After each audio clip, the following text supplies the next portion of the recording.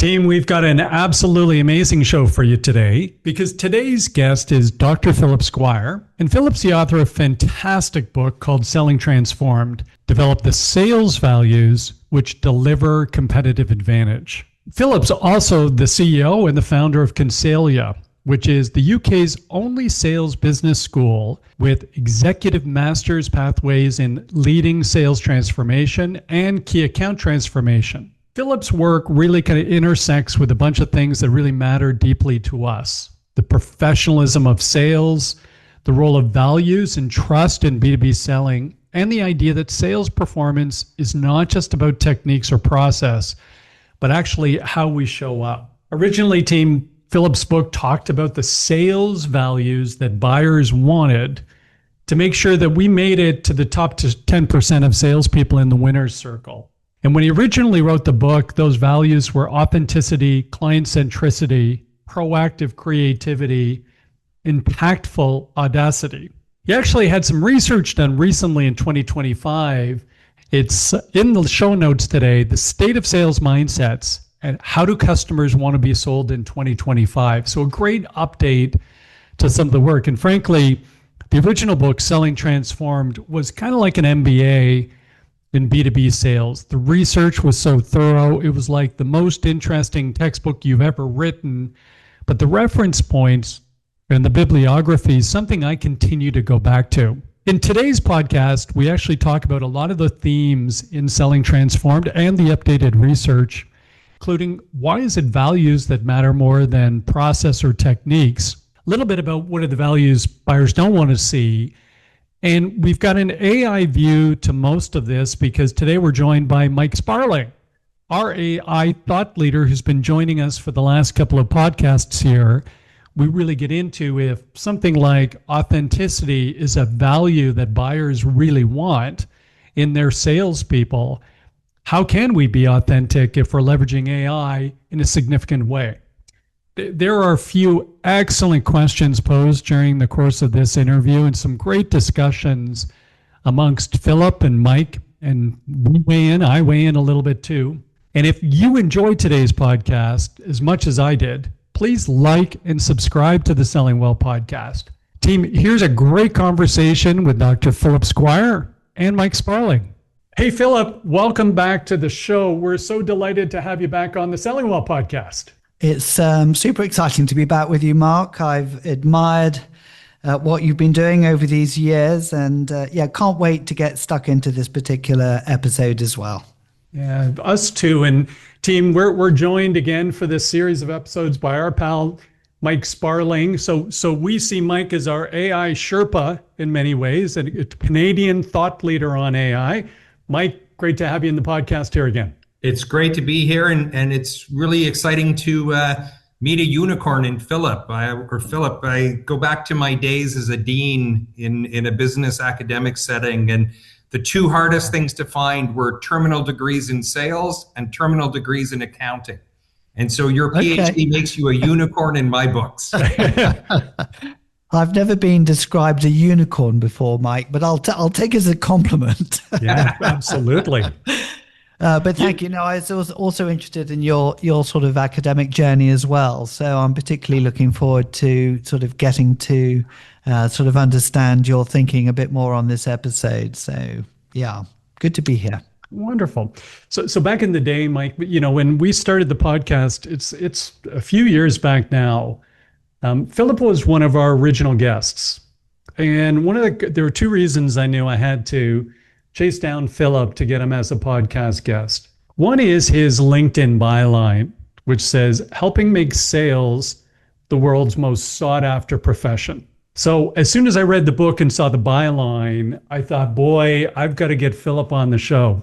The second thing I absolutely loved about the book, page 1 of, and by the way, team, I'm speaking to Selling Transformed, Develop the Sales Values which deliver competitive advantage. This is one of the best sales books I have ever read. And when I prepared for today's episode, Philip, I was going back through it and all of my highlights and my notes. I still like hard copy books, so it's got dog ears all over it.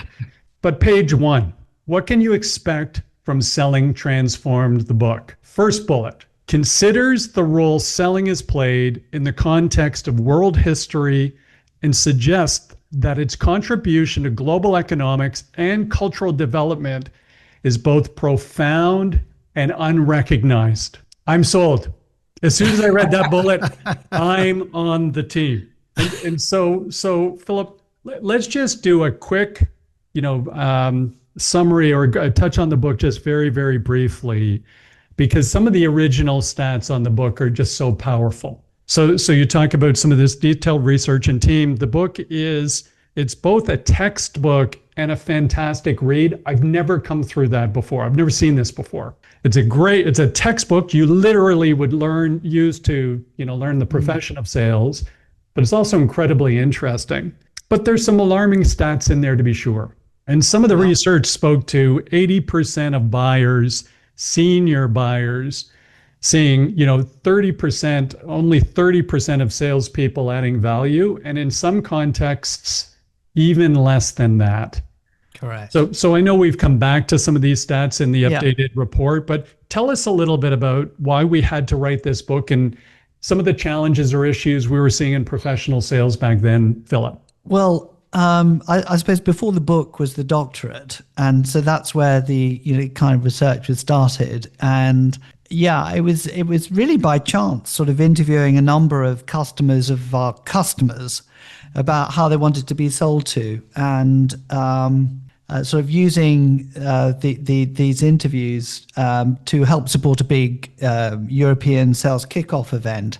And one of the questions that we asked was, having told us what you like and dislike about salesmanship, what percentage of salespeople sell in a way that you want?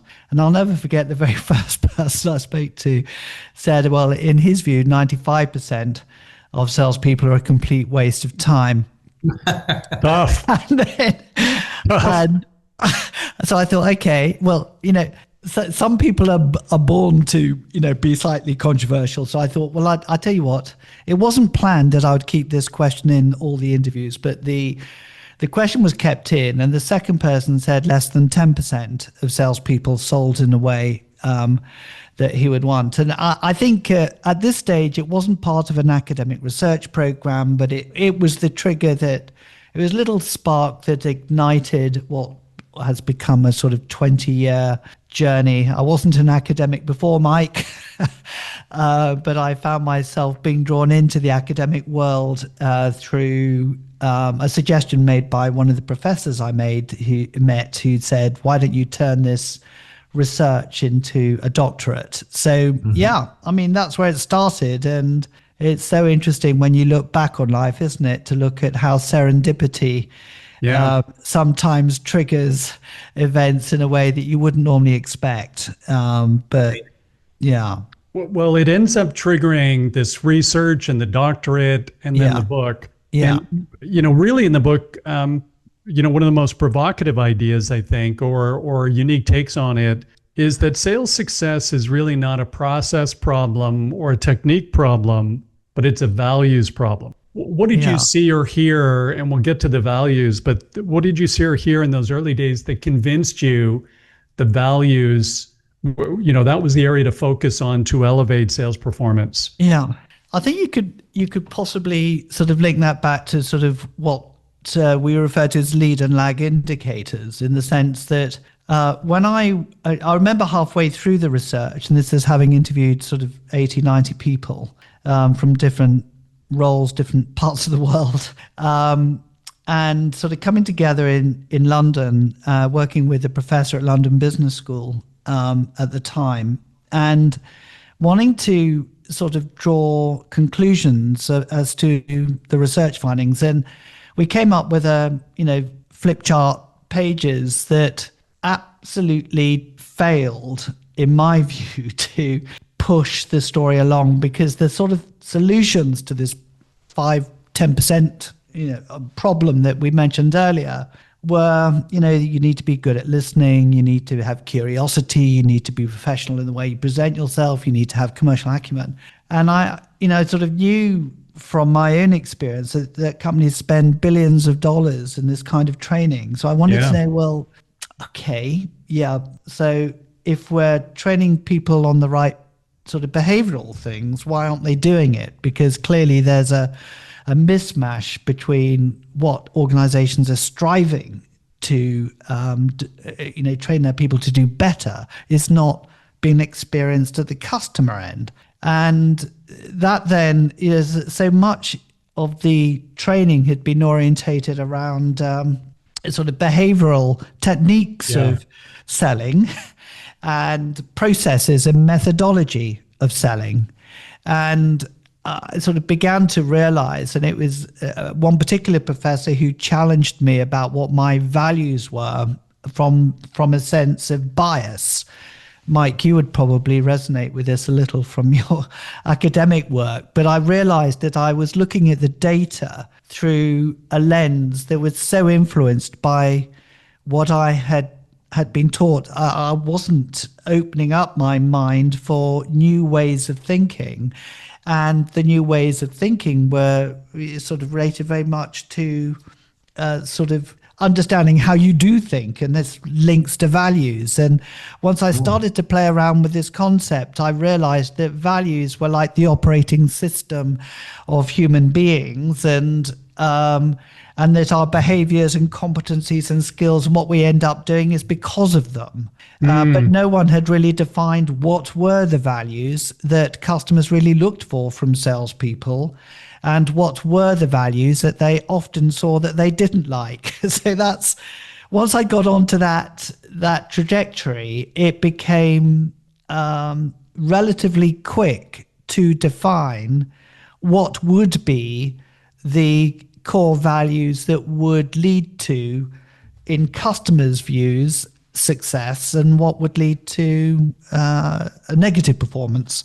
So that was, I don't know, I feel as though I might be repeating what I said before, Mark, but for me that was a pivotal moment in terms of sort of what got me to where we are today, and this values-based approach to selling, which I know is close to your heart as well. Well, I'm glad we're summarizing some of this, Philip, because the forgetting curve is alive and well, and I think we recorded that original podcast 4 or 5 years ago, right? And so and 100 episodes ago for us. So, as your most recent research points to, though, that concept still resonates. And we're going to talk about the 2025 research. Yes. But obviously the work was spot on and so important. And where I always found it interesting, when we've talked about helping sales organizations, and Mike and I have spoken about this before,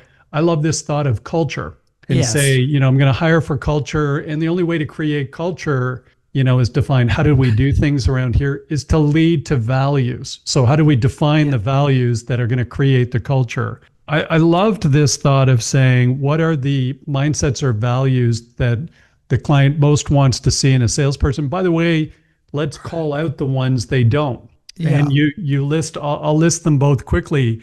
Team, just for your edification, those who haven't had a chance to pick up Selling Transformed, Chapter 4, when you lead through the history of sales training and coaching, and then get to the values that matter, it's one of the best, most concise summaries of all of the training methodologies, going back to the start with Dr. Neil Rackham and Spin Selling. That was kind of the first really major one, if you get past Dale Carnegie and all of these kinds of things. Yeah. It's such a great academic review of it. And I'm such a nerd for all of this stuff. I just love it. Oh, I didn't see in the funnel in there, but we'll give you a pass because technology, we weren't a global powerhouse yet. So I understand why we might have been absent from that method, that summary. Next release. Yeah. The next release of the book. So maybe let's touch on, because everybody listening is going to say, well, if I haven't read the book, what are the mindsets? The positive values or mindsets: authenticity, client centricity, proactive creativity, love it. And then my favorite was always tactful audacity. I get half of that right most of the time. I'll leave it up to you to decide which half I don't get. But tactful audacity as being these mindsets. Maybe let's just touch on briefly before we talk about the updated view. But originally, How did we land on these four, Philip? And, why wasn't it six? And then maybe did one or two of them surprise you most when they made the list? I think that, we went through so many sort of analysis of conversations and then started to group what buyers were looking for, and both positive and negative. And we began to cluster them in under different headings. And so, authenticity and trust and integrity, these words surfaced very quickly. I would say client centricity is a kind of no-brainer. Obviously, customers are looking for sellers to be totally client-centric. I think what we found, what began to realize is those two values are the baseline for building trust, but it doesn't put you into what we call the winner's circle. And the winner's circle has rarer and more exceptional mindsets and values. And these were the proactive creativity. I think salespeople are very often very good at being reactive creatively. So a customer goes with a problem, they're very good at coming up with sort of reactive solutions to that. But proactive creativity was a very important nuance that we wanted to surface, that are rarer but important for exceptional salesmanship. But the tactful audacity is really having the emotional intelligence to push an idea hard if you really believed it to be correct. But at the same time respecting, the person that you are, pushing your idea, if you like, or suggesting that they should do something differently to what they've asked you to do. There's the tactful audacity, is my favorite as well, Mark. But it's hard to do. It's important to do it. Different stages of the sales cycle is, people say, when do you use these values and mindsets? Well, it's really important at the very beginning. Sometimes just getting meetings with people requires you to be tactfully audacious and proactively creative. When you have qualification, it's more about client centricity, solution development, proactive creativity, negotiation, of course, tactful audacity again.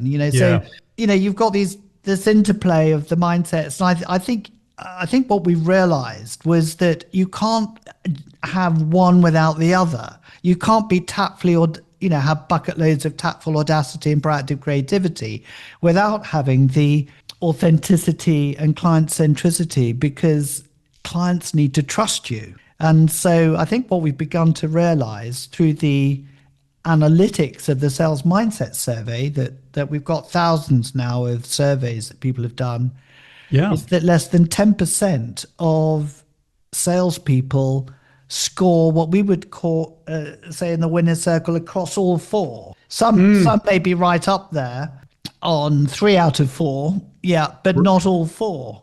And I don't know, Mike, what you think about what I've just shared, but with you on that topic. But anyway. Well, I think it's a good question, Philip, because, Mike's a chief operating officer, chief technology officer. In addition to that time in academia, he's run large organizations and large groups. Mike, from your perspective, I guess 2 questions. Would that percentage of effective salespeople calling on you over the last, 15 or 20 years, does that resonate in terms of, the 10% or the 30%? And are those the values that you're looking for? Authenticity, client centricity, proactive creativity, and tactful audacity. Do those resonate with the folks that you're trying to partner with or work with?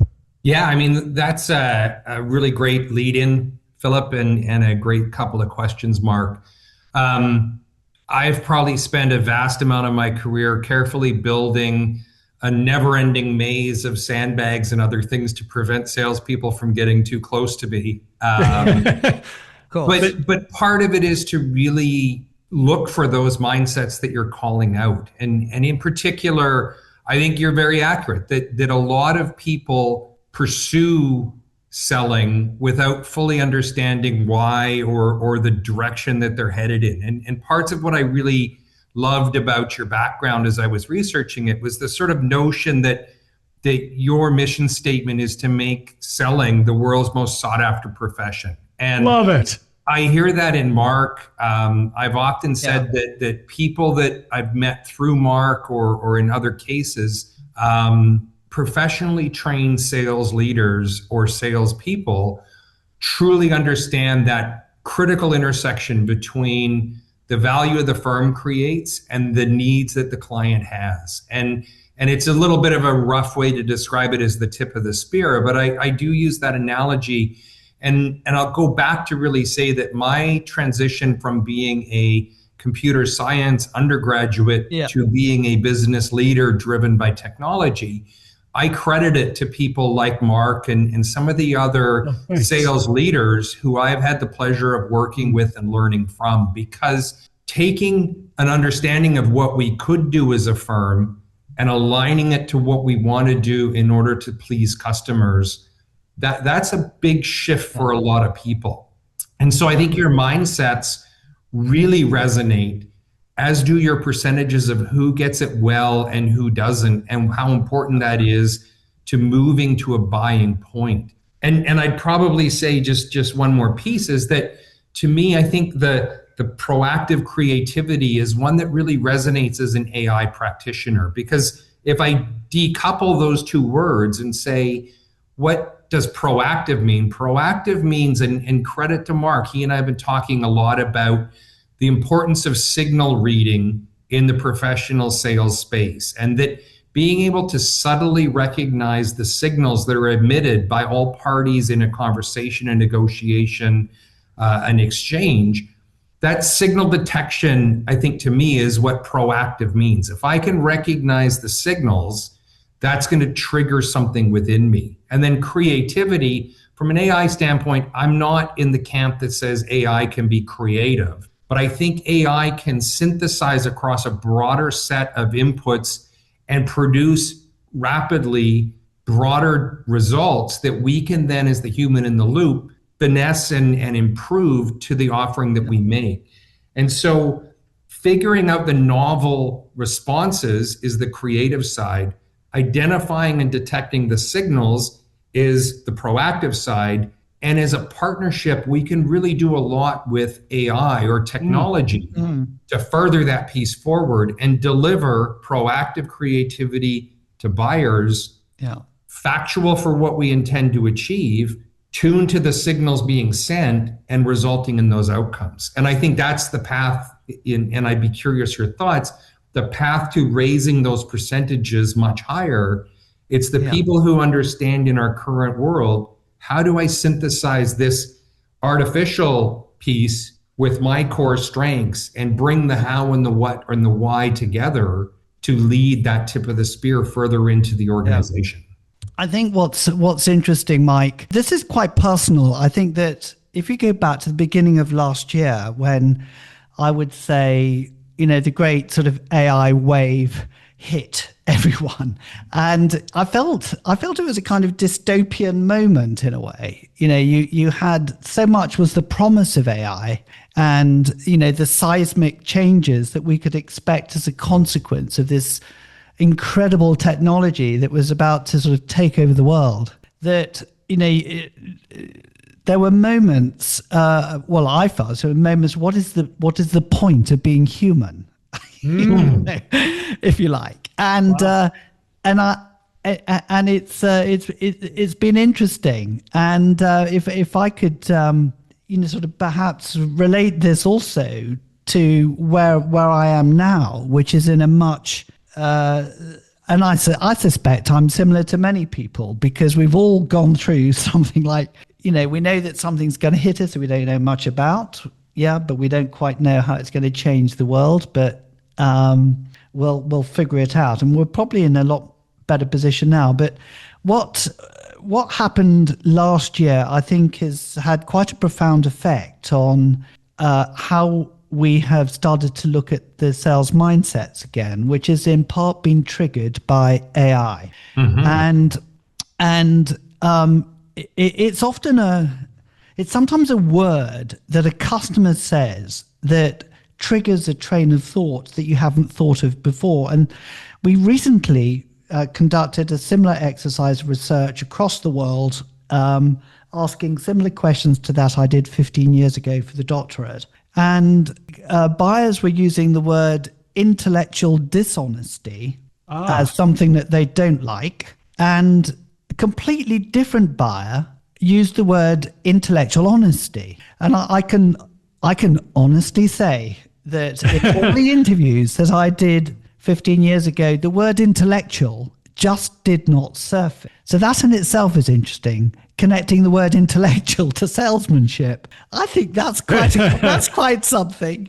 But this idea of intellectual dishonesty and intellectual honesty sort of got me thinking about the values of mindsets, and because of our academic focus, one of the skills I think we teach people who come on our master's programs is about critical reflection and sort of how you think. And so we knew that this was one of the transformative components of our programs, and I sort of had that in the back of my mind, looking at this word intellectual and then connecting it to authenticity. And I think the nuance is subtle but huge, actually.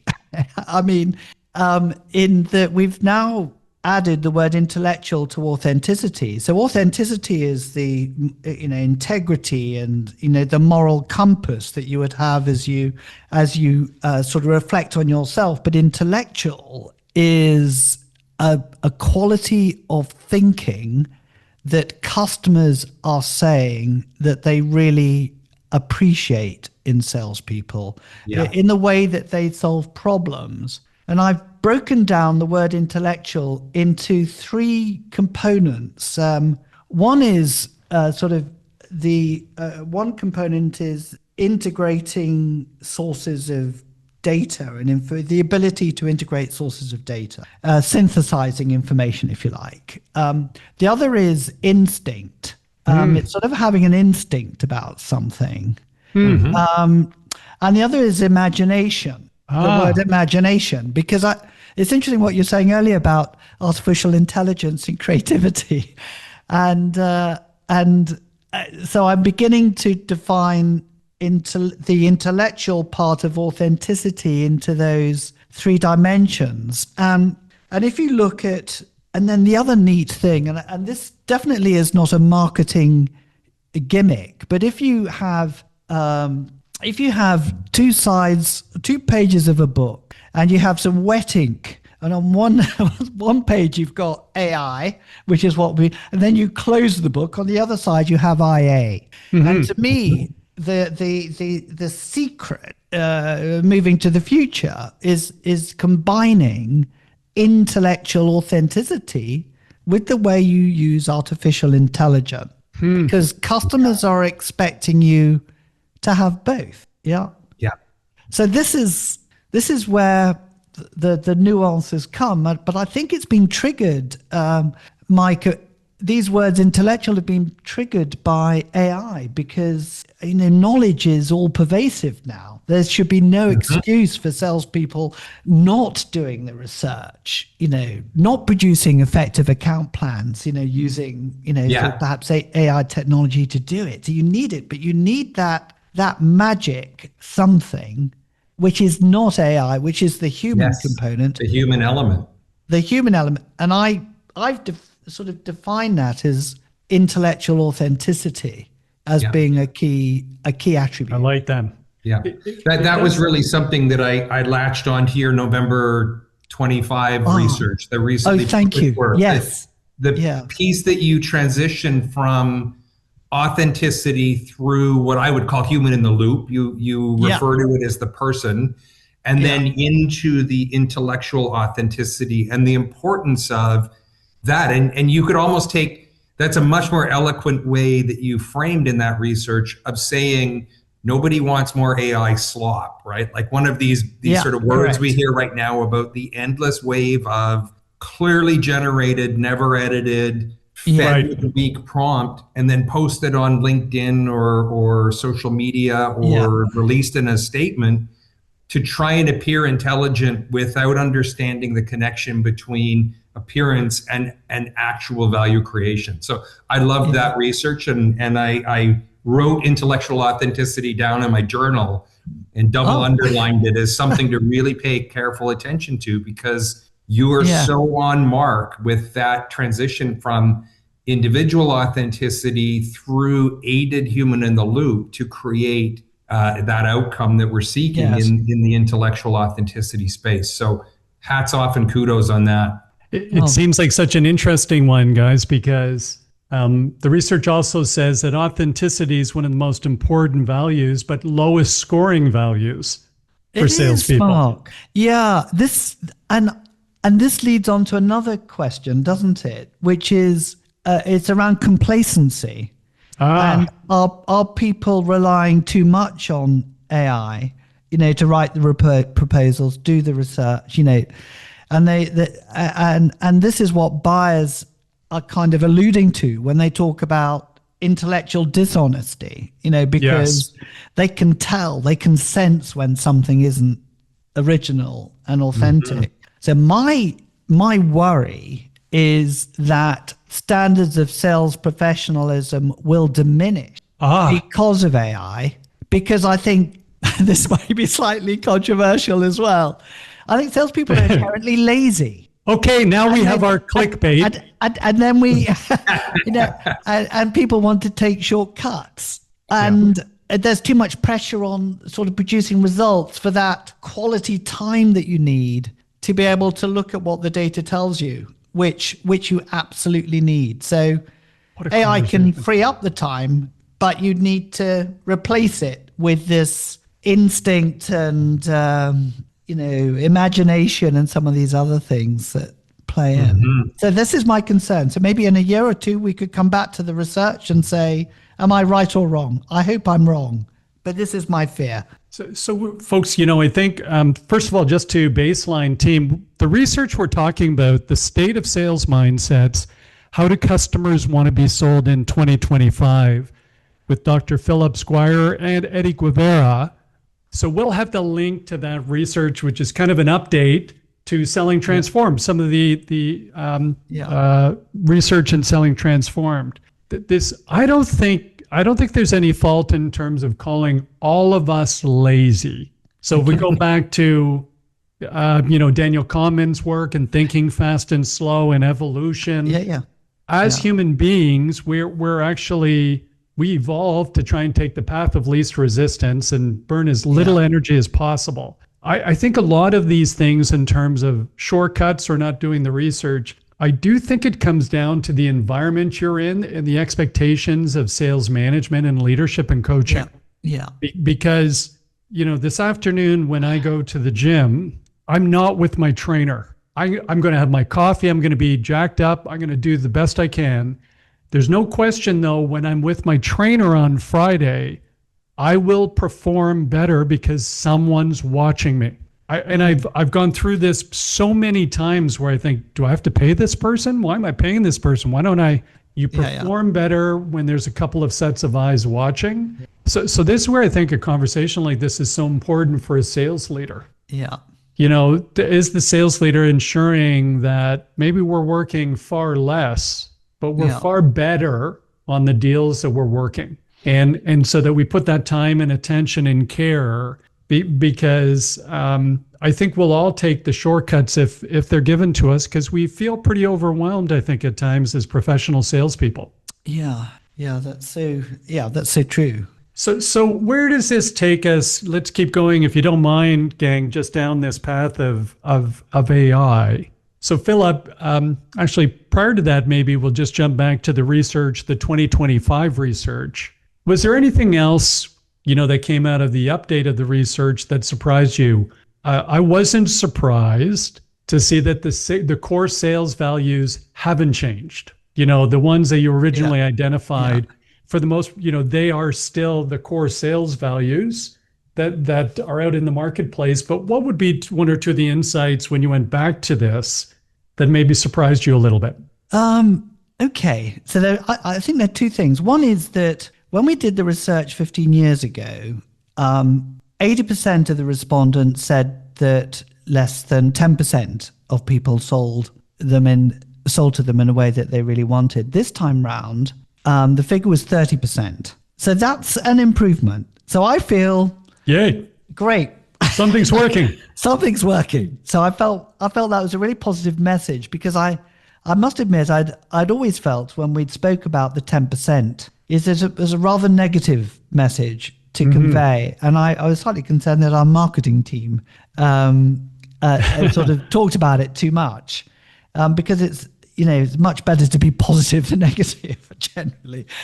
So that was something that surfaced. The other thing that surfaced, I think we've touched upon already, is this nuance of authenticity to intellectual authenticity, right, which I think is pretty profound.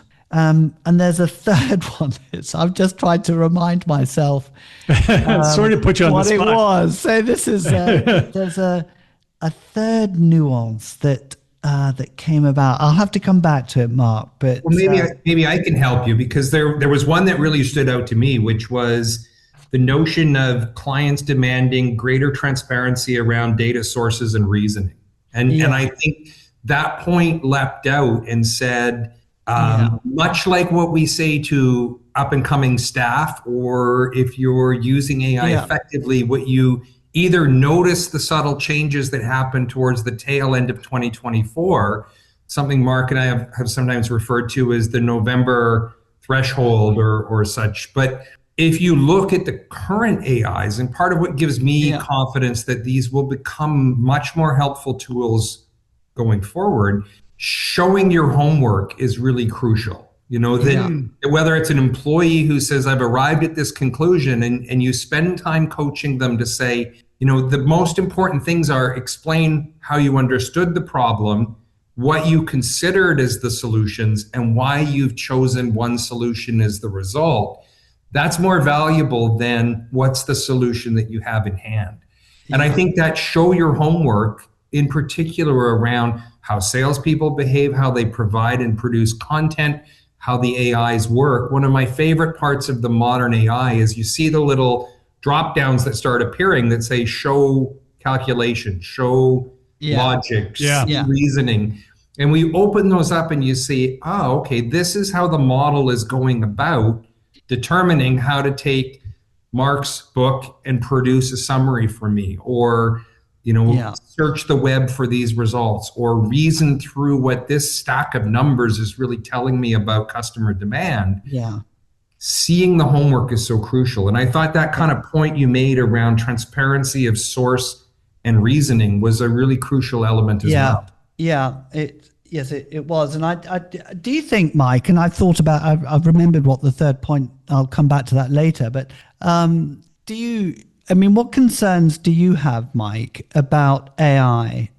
Because I know we're talking about this in a sales context, but you must have some sort of great question. Major concerns about AI, as well as that you see the positives. And I think you've explained both. So, Mike, I'd be interested to hear your point of view on that. Me too. Yeah, sure. And since you opened the door earlier to being controversial, I'll follow you through that door and say the piece I think is most concerning. So I'll just declare my biases up front. I'm not a doomer. I don't think the world's going to end. I think employment will continue, and I think humanity has a future. There are many things that can derail us. AI is just one of those things. But I do think that the real biggest risk is that we, and continuing the theme we were on, we become intellectually lazy. That we stop understanding why or what, and we really just concentrate on how fast we can produce outcome, throw it out there and let it go. And time management will become more crucial. Depth of reasoning and understanding, the social aspects that we're sharing here, pushing at ideas, but being equally willing to learn something new, to take and challenge base assumption based on the input that someone else has provided. And I think if we fall into the echo chamber of stupidity and let AI take over from us, then we're going to get the reward, quote unquote, that we deserve. But if you use AI as a tool to enable your improvement, great things can happen. And on the last podcast that we recorded, I brought forward the idea of, I think a real skill that everybody needs to develop is engaging, thinking, and challenging by using commute time or using 15 minutes when you're otherwise busy but not intellectually occupied to have a conversation about any topic you want with any AI that is handy, but forcing yourself to go through 3, 4, 5 layers down and throwing a curveball in, like saying, okay, that's great, we arrived at this point. Now tell me the exact opposite perspective on where we are and explain why that is what it is, or why you chose not to present that information to me thus far. And so using the tools not as an outcome creator, but as a thought process challenger, and then using the time that's available to improve on that. And I think if we don't fall into the trap, sometimes I'll call it the how trap. If we don't fall into the how trap where we just let the machine do faster and faster outcomes without focusing on the why and what. Why am I doing this and what is the result I'm anticipating? Then we're going to get our just rewards, whether that's from the staff around us, the people we work for, or the tools that we use. Bad things happen if you don't pay attention, but good things can happen if you use tools effectively, like a beautiful piece of furniture a craftsman made. Wow. So we've got two sources of clickbait. People are lazy and humanity will continue. So if those two things don't actually drive some viewership of this podcast, I don't know what will. Guys, first of all, what a wonderful conversation. Yeah, absolutely. I really think this is the kind of conversation that should be taking place in some capacity at most Q2 sales kickoffs globally right now. If you're a sales leader and you're not at least engaged in this conversation, you're probably going to fall behind a little bit. And I always pick up a nice tip, Philip, from chatting with Mike here, also yourself, but this idea of driving home and commuting and having a conversation with AI and then asking for the opposite point of view. Love that. Brilliant. Yeah. I just love that. Yeah. Guys, we could talk about this for hours. At some point in time, we'll do that in person over a pint, but we do need to wrap for today. So first of all, I'd just like to say thank you to both of you for joining today. Team number one, what you are going to be doing is picking up and reading cover to cover, Selling Transformed, Develop the Sales Values Which Deliver Competitive Advantage by Dr. Philip Squire. You're also going to see the link to the updated report we referenced today called The State of Sales Mindsets, How Do Customers Want to Be Sold in 2025? Just a great summary and review. Philip, can you tell us a little bit about Consalia and a little bit about how clients or listeners today might learn more about you and what you're doing? Well, of course, we have the website, which is www.consalia.com. We also have our own sales transformation podcast series, of which, Mark, you've been a guest as well. I sure have. What a pleasure. on that, but we're very easy to find. The website is probably a good starting point, and of course, welcome anyone wanting to reach out with me on LinkedIn and contacting me via that platform as well.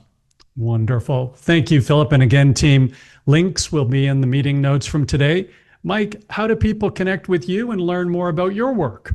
I think I'll just say the same thing. LinkedIn is the best place. That's where I'm existing from a professional standpoint, and I'm happy to connect in any topic, any way with anyone interested in the space that I have thoughts around. And Philip, I'll just say a real pleasure spending time with you now and researching your work leading in, and keep being a unicorn, my friend. Thank you, Mike. It's been great having you on the conversation here as well. So sure has. Yeah, been brilliant. Thank you, guys. Mark. Thank you both for joining today, and team, thank you for listening. If you enjoyed today's podcast, please like and subscribe to the Selling Well podcast Because when you do that, that actually enables us to get amazing guests like Dr. Philip Squire and Mike Sparling. If you think there's ways we can improve this podcast, we're all ears. So you can send your feedback, and we love constructive criticism. Send it to me, Mark Cox, at inthefunnel.com. That's my personal email. And anytime somebody gives us an idea or a thought, I respond personally to each and every suggestion we get. And by the way we run the podcast these days came from great suggestions for you. So thank you for doing that. We'll look forward to seeing everybody next time on the Selling Well podcast.